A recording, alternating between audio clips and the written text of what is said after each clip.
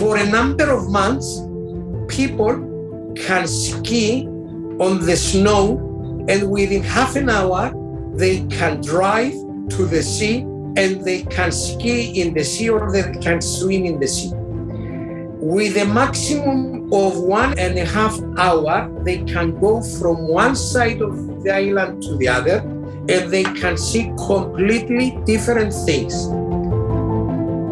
Welcome to a new episode of Most Memorable Journeys. I have a very accomplished tourism expert as my guest today. And if I tell you all the list of things that he has done, you're going to really wonder how one puts all this in one lifetime. He was a 30 years partner with PwC and in charge of the Hospitality and Leisure Advisory Group. He was the past chairman of the Cyprus Tourism Organisation. He assisted the Cyprus Hotel Association, and he assisted the district of Paphos as the project manager in their successful bidding as European Capital of Culture in 2017. And we're going to find out more about what he does and has done. Angelos Loizou, welcome to Most Memorable Journeys. Thank you very much, Elizabeth. Thank you for giving me the opportunity to have a talk with you. I am very happy to have you. Let's dive in right away. Let's go back many, many years. When was the first time you were on a plane? The first time I was in a plane was when I was 10 years old. And with the school, we have been to a camping visit in Greece. That was the first time. The second time was when I was 21, and that was the time I left Cyprus to go to the UK for my studies.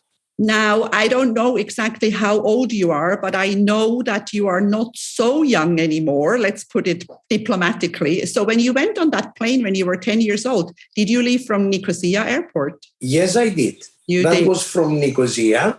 That was back in 1964. So you know my age now. Now I do.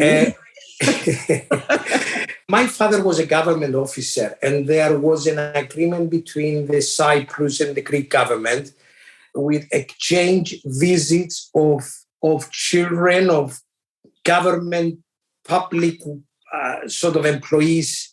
And that was the opportunity that was given to me to go and spend about 2 weeks in Greece.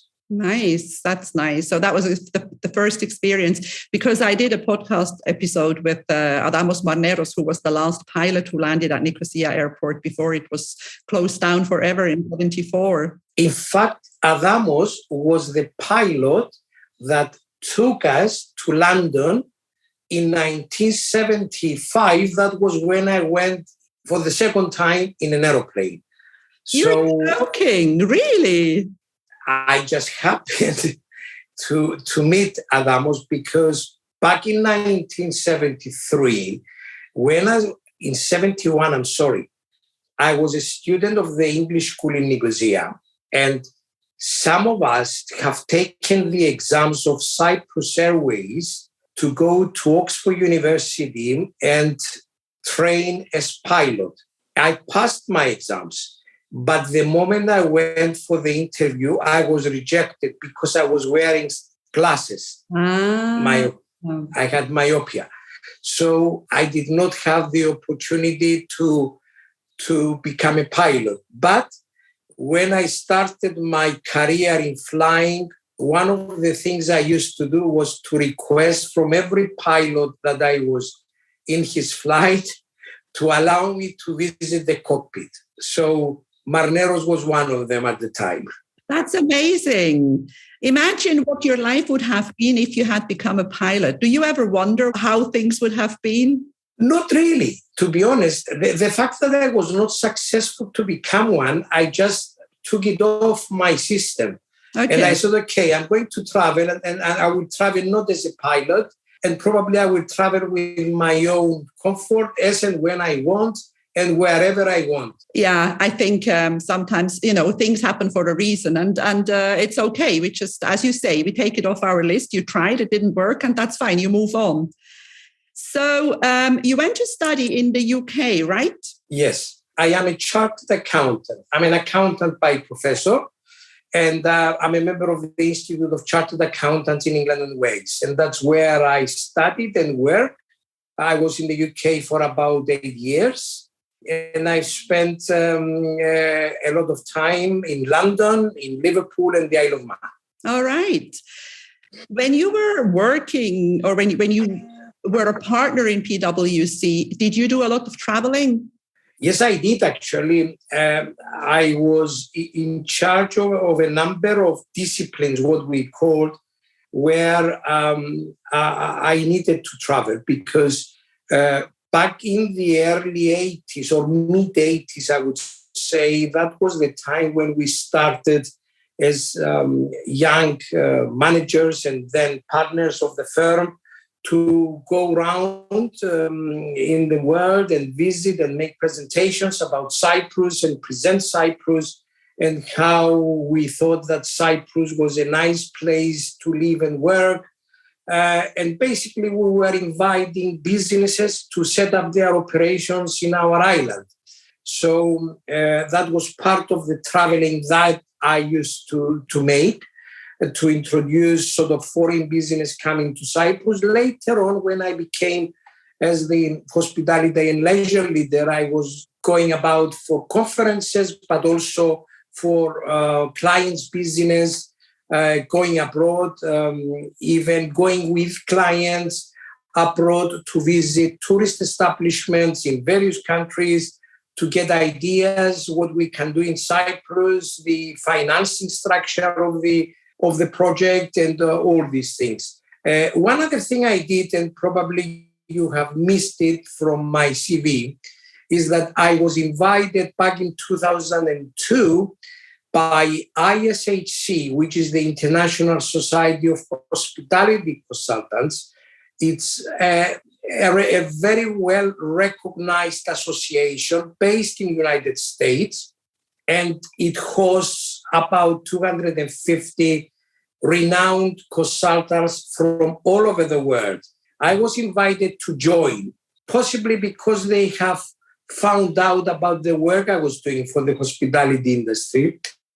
And they quite apparently liked what I was doing because I was invited to join the board, and I went through the ranks, and I served as the president and chairman of ISHC. And that has given me tremendous experience of the hospitality industry on a global, on an international basis. That was the time I met people like Bill Marriott when I was interviewing him at the Alice Conference, the most important conference in the United States or about the hospitality industry, and various other well-known people in our industry. Yeah, I definitely missed that. And that is very impressive because that is a lot of experience.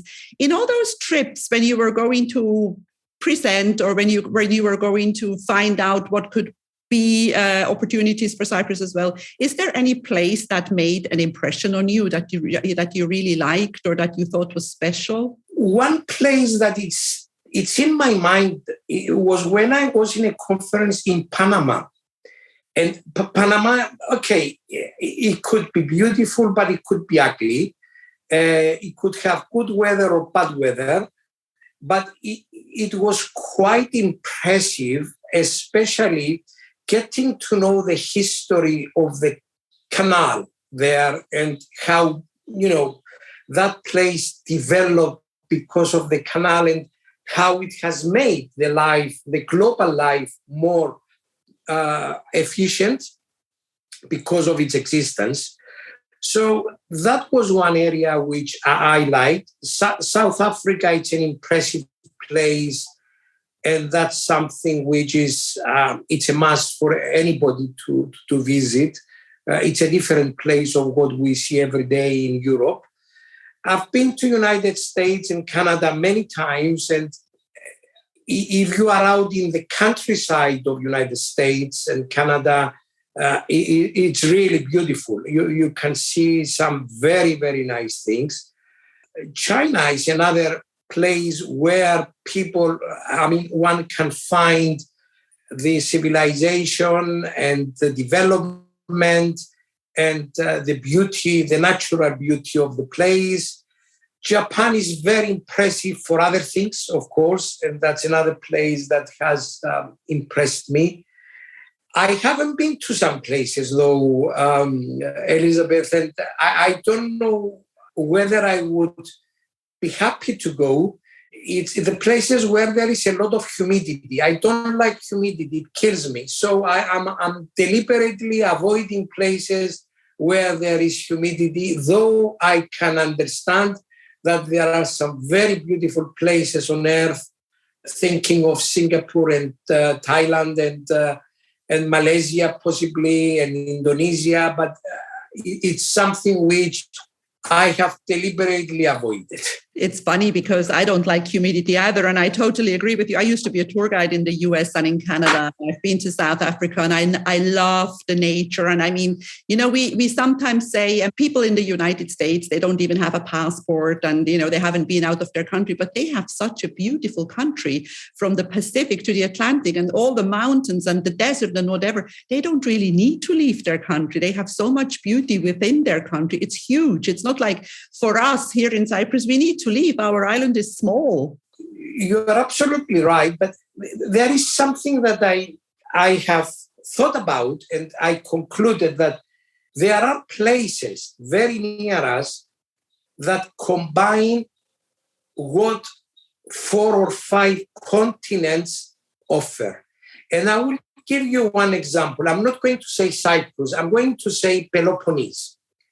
The whole of the Peloponnese area gives you the scenery and the view and the climate and whatever you can think of that one can find in 3-4 different continents. You have mountains, you have snow, you have beaches, you have deserts. There are areas where you think you are in desert. They have rivers. It's a combination of things in such a small area that, you know, it makes you wonder. In big countries or in big continents, you need to travel for thousands of miles to see a combination of all these different types of climate and different types of geology and all that.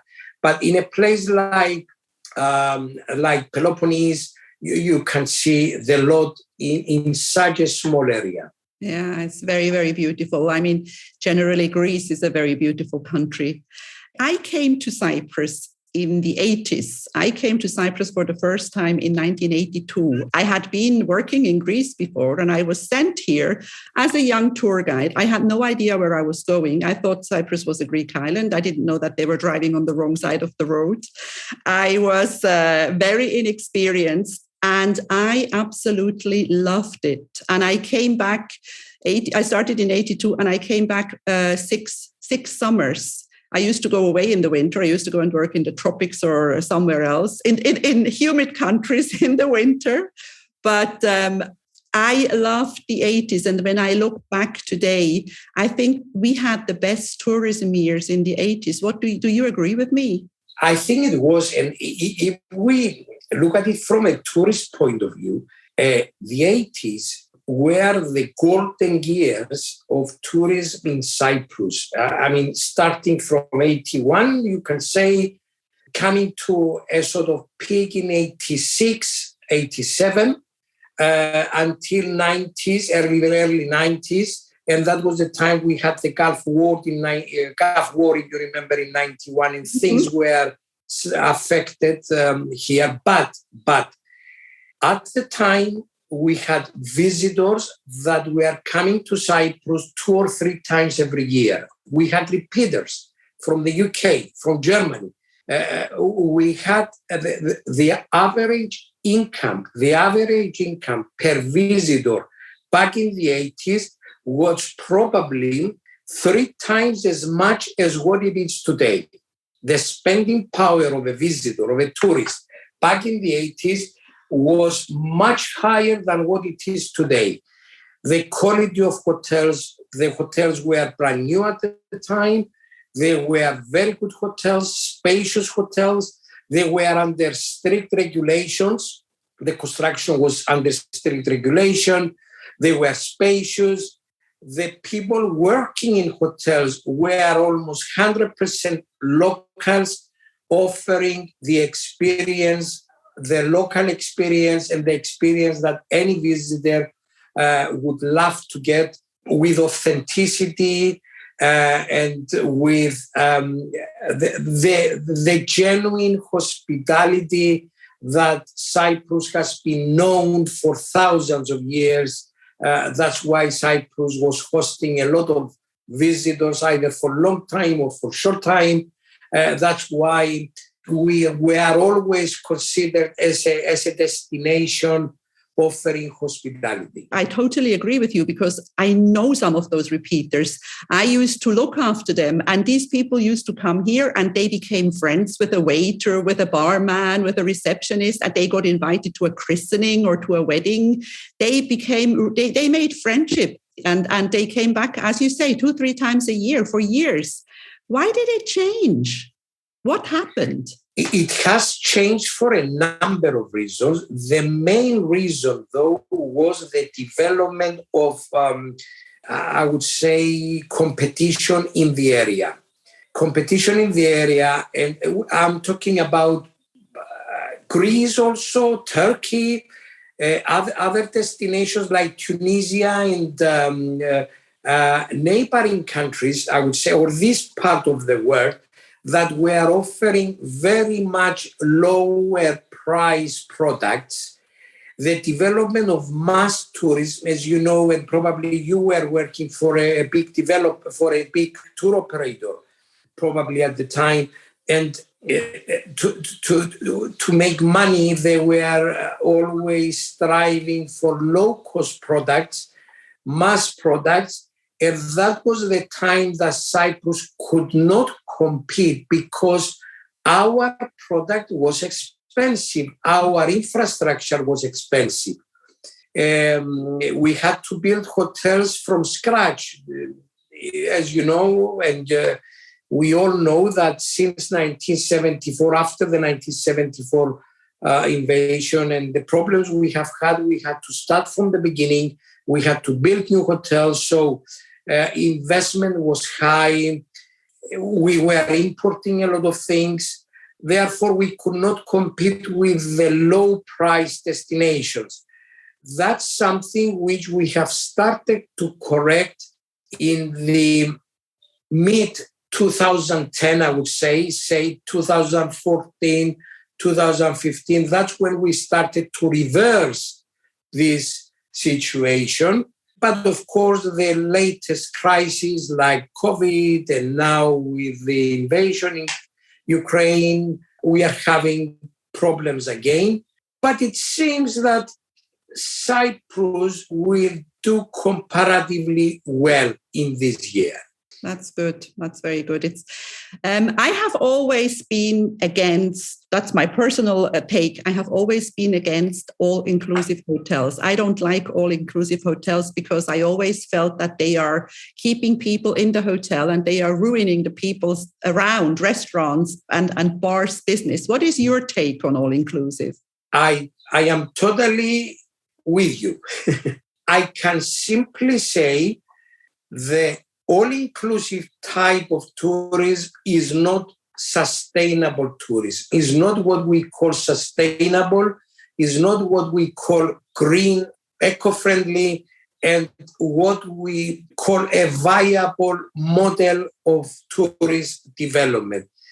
When you talk about all-inclusive, you're talking about huge amounts of wastage, low-quality products, and there is a lot of resource absorbing type of tourism which makes bad to the economy rather than good to the economy. So we've got to concentrate on lower numbers or on more quality product offering, not necessarily luxurious, in other ways spending money for nothing, but spending money for obtaining the right experience, and learning and living in an eco-friendly way, which all these things mean sustainable development.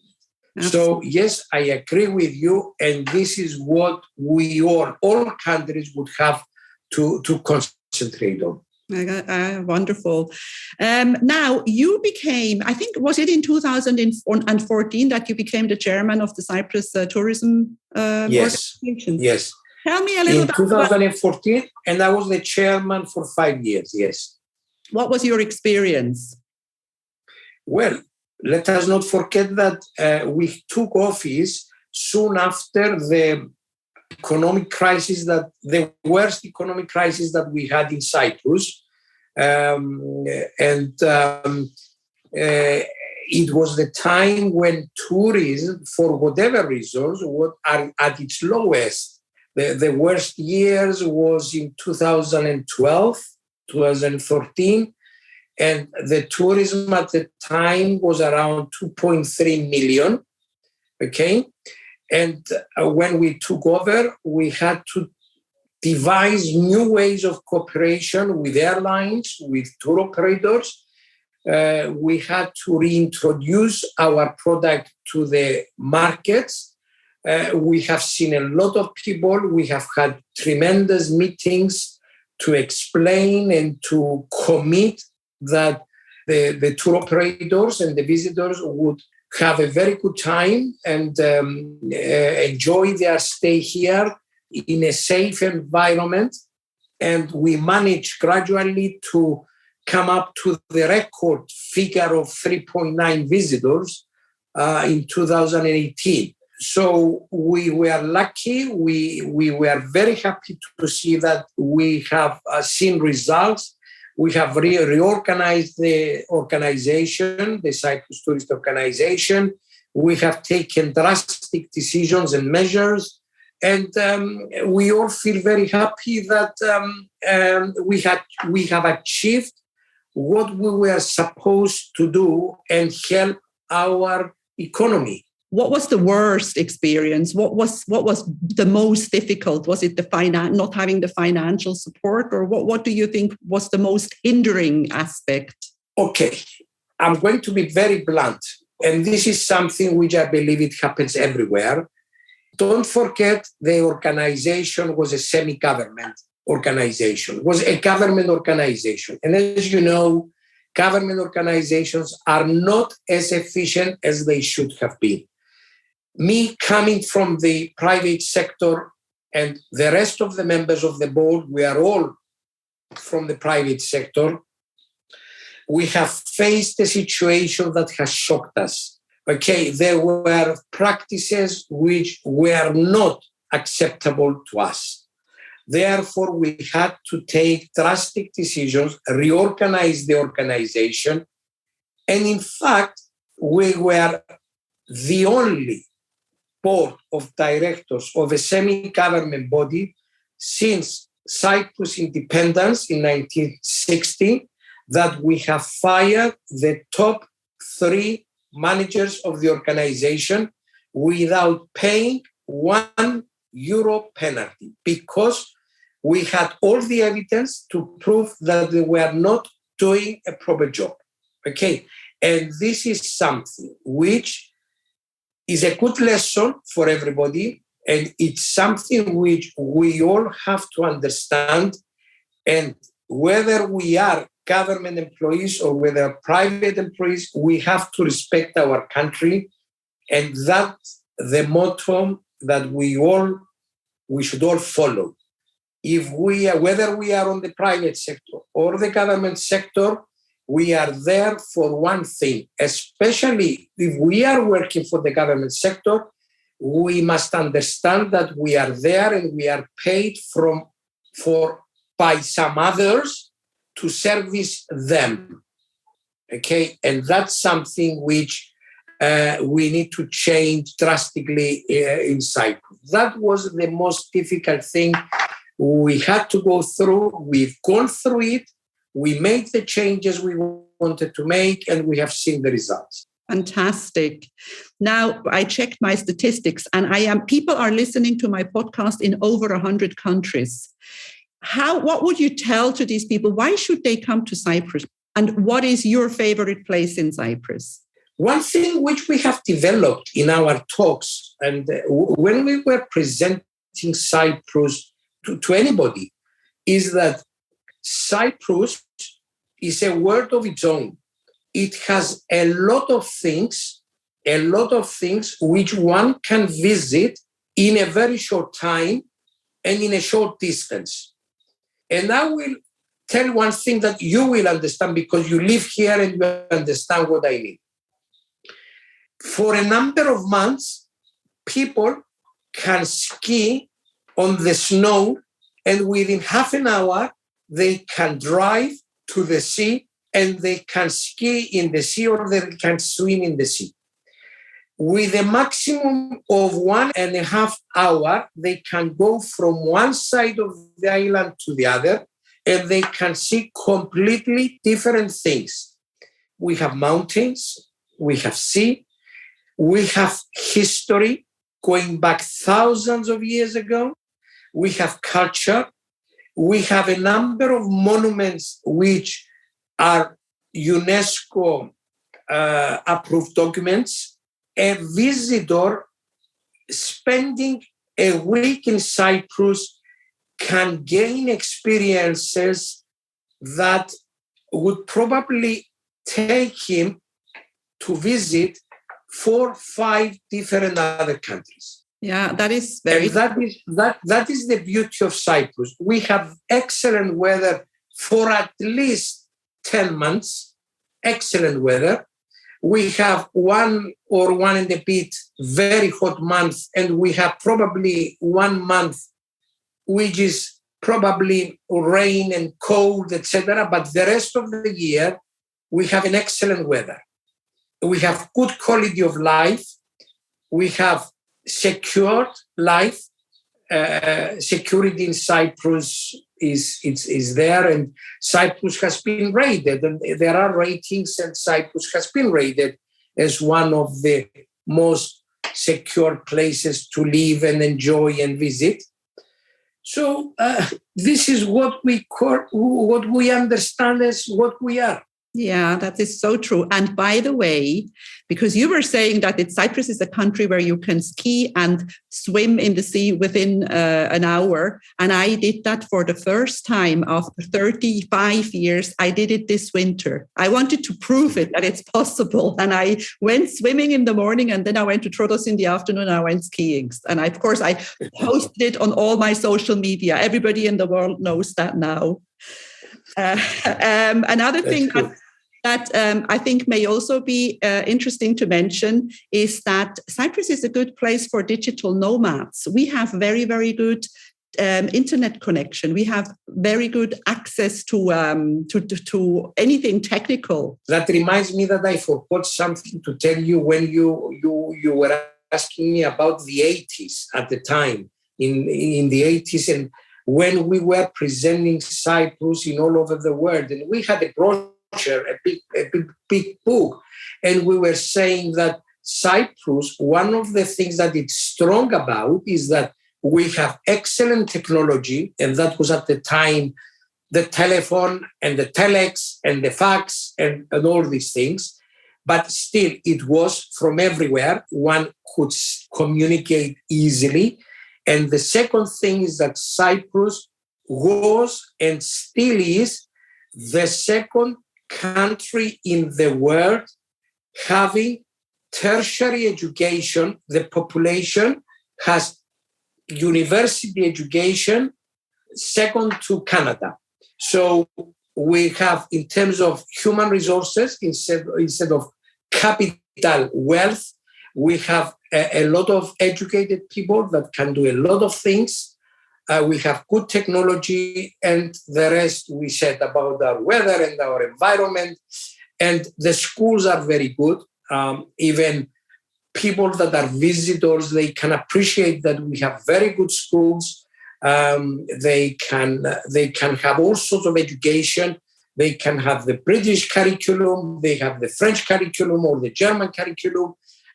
You have all these schools in Cyprus, and you can prepare yourself to go to any university. We have, even in Cyprus, we have good universities now, both public and private, and this is something which is upcoming also in our country.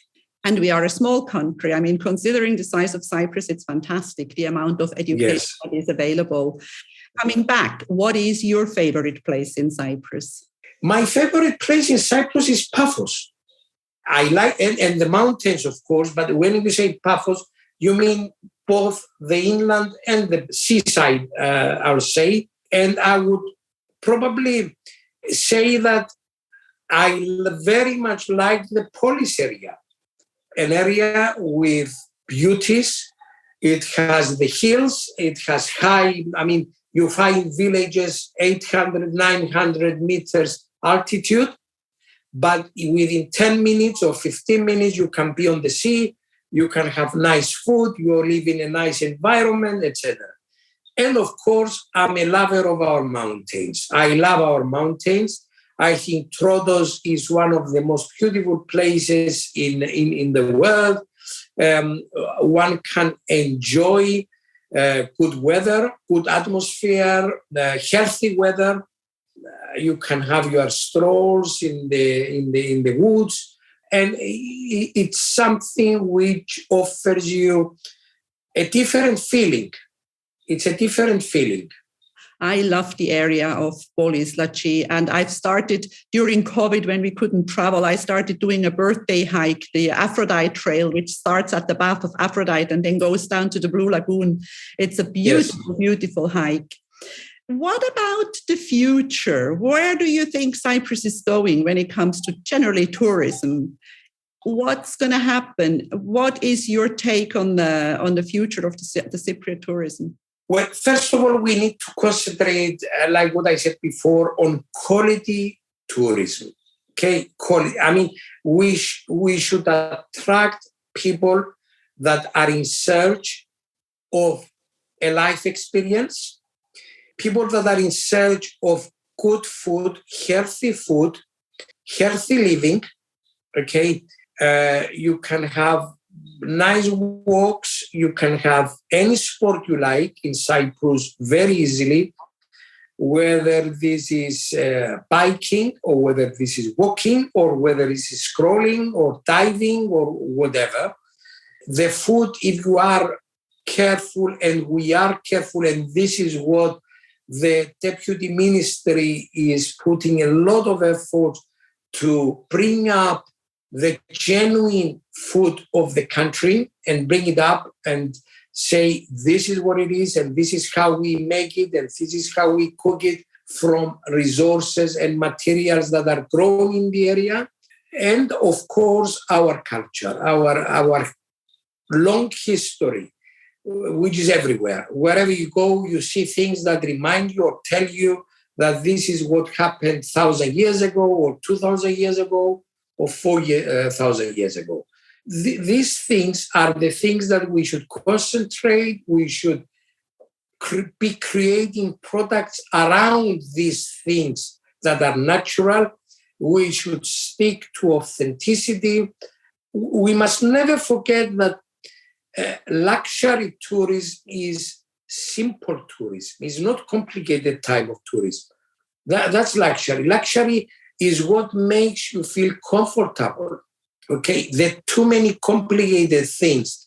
Walking into a room of a hotel that you need to have a doctorate degree to work out the machines and the equipment and all that. That's a very complicated type of tourism. We want simplicity. Yeah, that is so true. I mean, I've been to hotel rooms where you don't know how to turn off the light at the end when you want to sleep.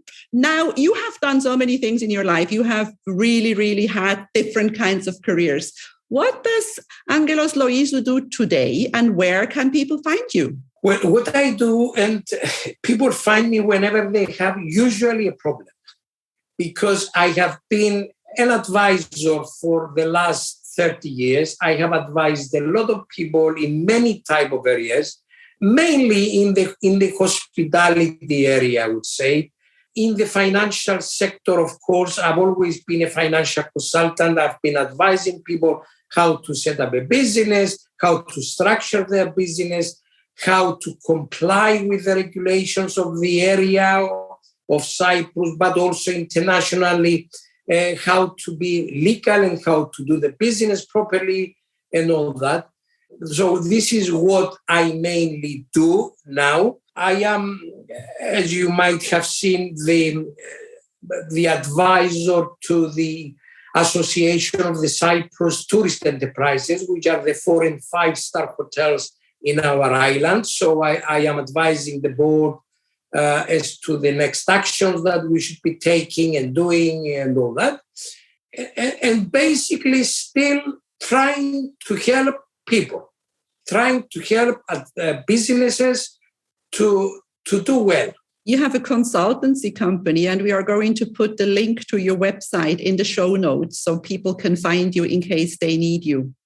And I think that more or less concludes. That's all I wanted to know from you. Is there anything else that you would like to tell to the people who are listening to our podcast? Well, let me tell you from my part that what you are doing is probably more important than what we are saying. The way you do things, the way you create this podcast, you help people learn, I think. It's a very nice way of understanding matters, understanding way things are done and getting things done. You are introducing them in a nice way. I wish you also success in what you do.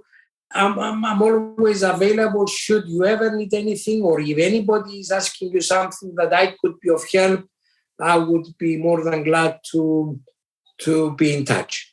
Well, I think thank you so much. This is the perfect ending to a wonderful talk. Thank you so much for being on Most Memorable Journeys today, Angelos Loizou. Thank you. Thank you very much, Elizabeth. Thank you. If you enjoy my podcast, please like, share, and subscribe to my channel. You will find all the information in the show notes.